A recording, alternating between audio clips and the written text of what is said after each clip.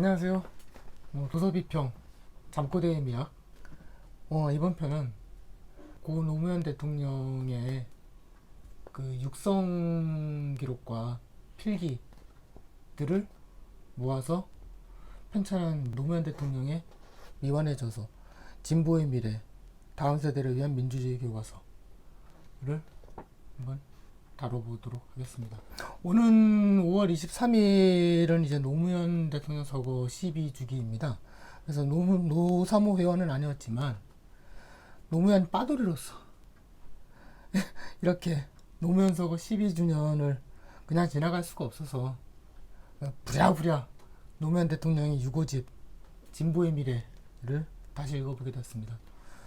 그냥 혼자 애도만 하다가 이왕 이렇게 시작한 유튜빙인데 이 애도의 마음을 표현할 길이 생긴 것이 되게 깊은 영광입니다. 책의 내용을 요약하는 것은 사실 본 영상의 목적이 아닙니다. 요약이 중요한 타이밍이 아닌 것 같아서요.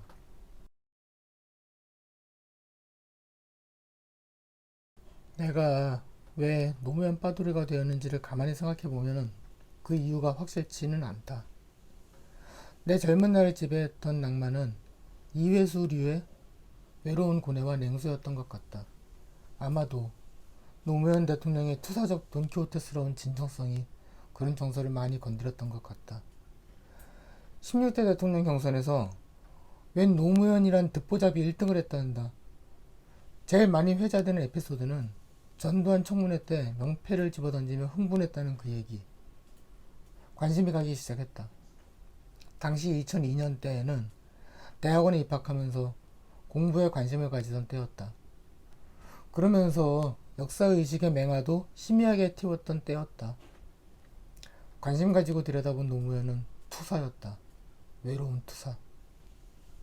나도 외로웠다.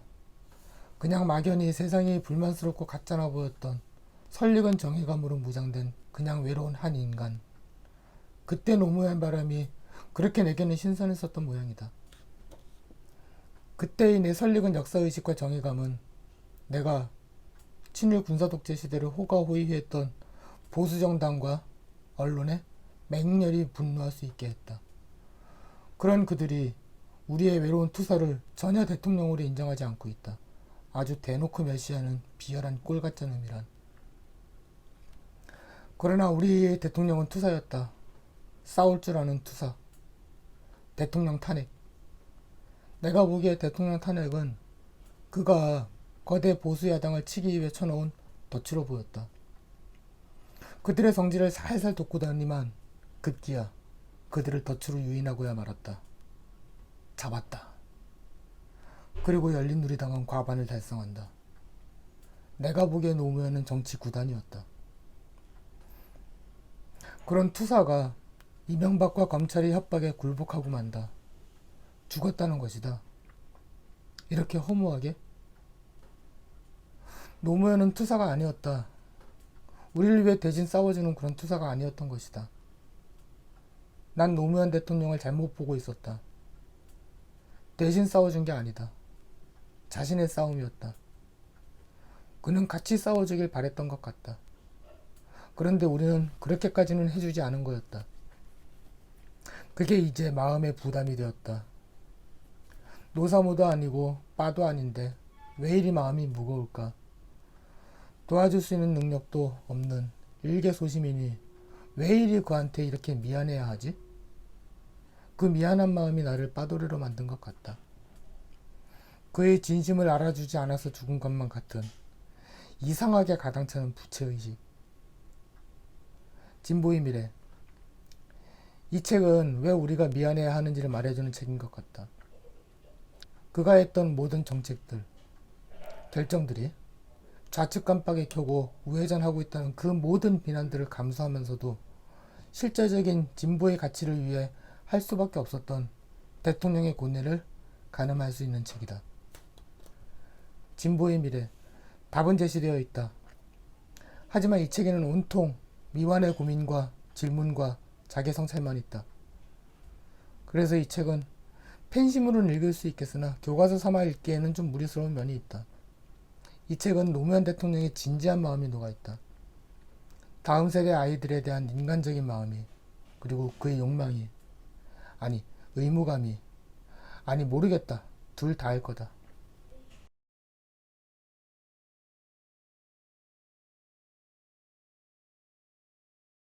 책 곳곳에서 대통령의 억울한 푸념이 발견된다. 한쪽에선 좌파라고 나긴 찍고 한쪽에선 신자유주의자라고 의심하고, 그래서 그래 난 좌파 신자유주의자요 라고 했다가 또 편의주의적이라고 욕먹고, 이래서 이분이 한이 맺혀서 도대체 그놈의 진보는 뭐고 보수는 뭔가를 고민하게 된다. 큰 정부, 작은 정부, 시장, 국가, 규제 완화, 규제 철폐, 시장 경제, 계획 경제, 개방, 성장, 분배, 감세, 트리클다운 등등. 대통령이 보기에 이런 것은 진보와 보수의 근본주의적 교조에 지나지 않는다. 실제 모든 국가는 어느 쪽 극단으로도 가지 않는데 왜 싸움은 절충을 논하지 않고 쓸데없는 교조만을 들이대느냐는 거다. 그런데 문제는 이런 교조주의적 원리주의에 국민들도 경도해야 했다는 사실이다. 대통령이 진짜로 느끼는 문제의식은 이 국민의식이다. 이 미완의 책은 진보와 보수를 구분하고 그 스펙트럼 위에서 국가의 역할을 어떻게 포지셔닝 해야 하는가 하는 문제를 다루는 책이긴 하다. 하지만 중요한 핵심은 그게 아니다. 대통령이 중요하게 본 핵심은 이 문제를 어떻게 하면 중학교 수준에서 이해시킬 수 있을 것인가 이다. 진보, 보수. 이해하기도 어렵고 실제적으로는 구분하기도 쉽지 않은 용어 쓰는 거 말고 더 좋은 단어 없냐는 거다. 그거 고민해보자고 편집위원들 불러다가 논의하다가 그렇게 서거하셨다. 대통령의 제안은 진보라는 말보다는 복지라는 말이 더 피부로 와닿는 말 아니냐는 거다. 국가의 복지 지출 수준을 줄 세우면 그게 진보의 지표가 되지 않겠냐는 거다. 그거 확실하게 밝혀서 경제가 그렇게 돈 많이 버는 걸로 해결되는 게 아니라는 거 국민들에게 쉽게 말해보자는 거다. 왜냐하면 싸움은 연대해서 하는 거니까. 자기 혼자 싸우는 건 의미가 없으니까. 이제 그러기도 싫을 거니까. 잘 살아보자는 경제적 욕망을 정치적 제도의 문제로 옮겨와야 한다. 생각보다 쉬운 싸움이 아니다. 대통령 이외의 그 어떤 권력도 대통령 편이 아니다. 게다가 내가 대통령 되고 나자 민주주의에 대한 사람들의 관심은 완전히 사라져버렸다. 국민과의 연대 없이는 이길 수 없다. 열심히 연구하고 자료 모아서 만든 빈틈없는 논리를 중학생 수준으로 풀어서 쉽게 들려주자, 국민에게. 이게 대통령의 핵심 의무감이었던 것 같다. 욕망이기도 했다. 이제 같이 싸우고 싶다는.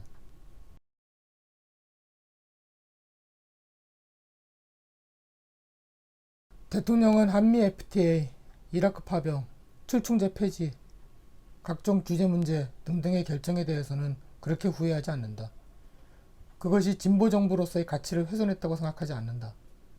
이걸 가지고 신자유주의로 변절했다느니 하는 평가에는 할 말이 많다. 다만 대통령이 정말 뼈아프게 반성하는 문제는 노동유연화에 대해서이다. 노동의 유연화, 그것도 우린 해결할 수 있어 하고 놔버린 게 진보주의의 제일 아픈 데죠. 가장 아팠던 대목이라고 고백하고 있다. 그러면서 이 부분에 대해서 어떻게 할 수가 없는 무력감에 많이 좌절하고 있는 것 같다. 대통령의 반성은 여기에 집중되고 있는 것 같다. 이랜드 사건 때 아웃소싱 저거 불법 영역으로 볼 수 없나? 그러니까 뭐 아무도 그럴 수 있다는 사람이 없는데 어쩌겠어요. 대통령이라는 자리가 되게 점점점 하면서 무력감을 토로한다. 다른 가치를 위해서 노동의 문제를 희생한 것은 아니다. 전 세계적 트렌드를 노무현이라고 피할 수는 없었다. 일자리가 줄어드는 것은 현실이고 구조조정을 계속하면 비정규직이 늘어날 수밖에 없고, 더욱이 노조의 조직률이라는 것이 뚝 떨어져서 노조의 힘이 없어지거든요. 그러면서 노동계에 대한 야속함도 토로한다.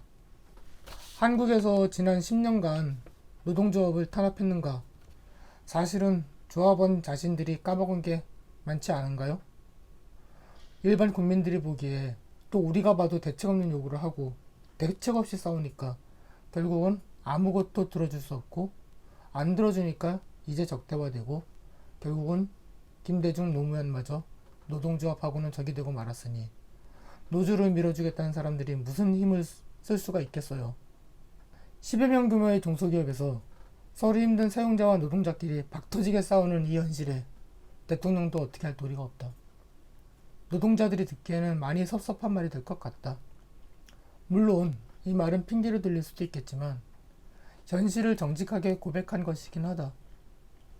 모두가 서로 사정을 좀 이해하고 타협해서 이제는 힘들었던, 사실은 지금도 힘들고 있는 노동계가 대통령의 진지한 마음을 이해하고 용서해 주었으면 좋겠다. 결국 일자리로 풀들이고 그것의 기본은 혁신과 사람에 대한 투자다. 그래서 재분배라는 것이 정말 중요할 수밖에 없다. 옛날에는 재분배를 돈으로 했지만 이제 재분배는 국민들의 역량을 향상시키기 위한 연구개발 투자, 교육 투자로 행해진다. 유감스럽지만 일자리가 어디에 있느냐라는 질문에 답을 찾은 것 같지는 않다. 그저 목표를 분명하게 잡고 길게 가자는 정도의 각오만 있다. 이에 대한 분명한 답이 있을지는 미지수다. 전 세계적으로 인공지능 로봇이 인간의 일자리를 잠식해가고 있다. 이 상황에서 마음 놓고 살아보자는 우리의 꿈은 어떻게 이루어질 수 있을까? 290페이지는 그 부분에 대한 어떤 이렇다 할 해답이 없음을 자백하고 있다.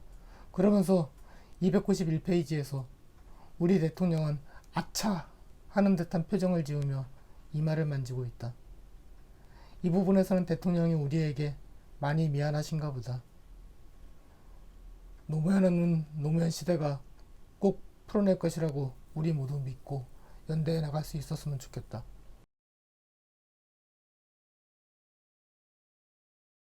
대통령의 죽음이 우리를 깨웠다. 순교. 한때 그 순교를 대통령의 나약한 행동으로 생각했던 적이 있었다. 회개해야겠다. 제정신을 잃어버리고 미쳐 날뛰는 검찰.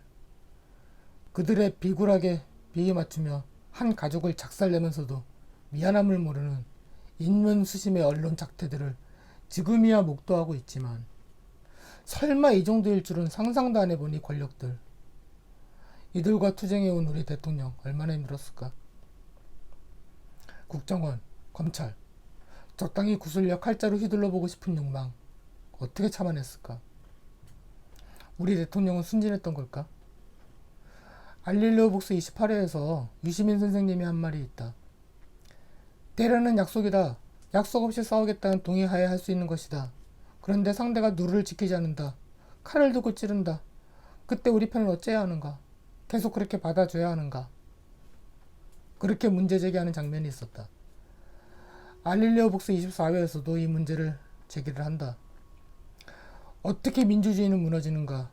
책의 결론은 참는 것이 옳다 였다만 이 문제는 정치를 몸소 겪어본 정치인에게는 쉽게 훈계할 수 없는 도덕적 직권인 모양이다. 유시민 선생님의 문제의식은 어떻게 보면 대통령에 대한 야속함으로도 읽히고 또는 힐난으로도 읽히고 또는 존경심으로도 읽힌다. 셋 다 알 것 같다. 대통령은 순진하지 않았다. 그건 순진하다기보다는 강하다고 하는 게 맞다. 순교는 순진해서 할 수 있는 게 아니니까. 우리의 대통령은 돈키호테 같은 무모함은 있었지만 돈키호테 같이 낭만에만 젖었던 사람은 아니었다. 진보의 미래. 대통령이 생각하는 진보는 복지다. 그런데 복지를 하기 위해선 성장과 복지에 대해서 이데올로기적 교조주의에 경도된 국민들부터 설득할 필요가 있다. 복지의 미래는 곧 연대의식이다. 그래서 진보의 미래는 연대의식이다. 결국 깨어있는 시민의 조직된 힘. 그저 역사는 돈의 편이 아니라 사람의 편으로 가고 있다는 믿음 하나 가지고 가는 길. 책에는 대통령이 일으켰던 여러 야속한 감정들이 묻어납니다.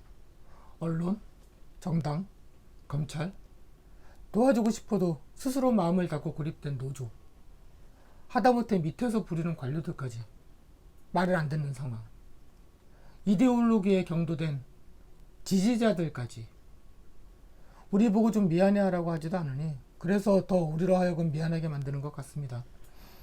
이 책은 미완이기 때문에 딱히 뭐 경제, 뭐 국가 역할에 관한 뭐 전문 지식 뭐 이런 거를 배울 수 있는 교과서는 아닌 것 같아요. 하지만 단지 회개하고 싶다면 이 책을 읽으십시오. 매사가 장난스러운 김호준 씨가 했다는 추모사가 인상이 남습니다. 다 잊고 편안히 가십시오. 남은 일은 우리가 어떻게든 해볼게요.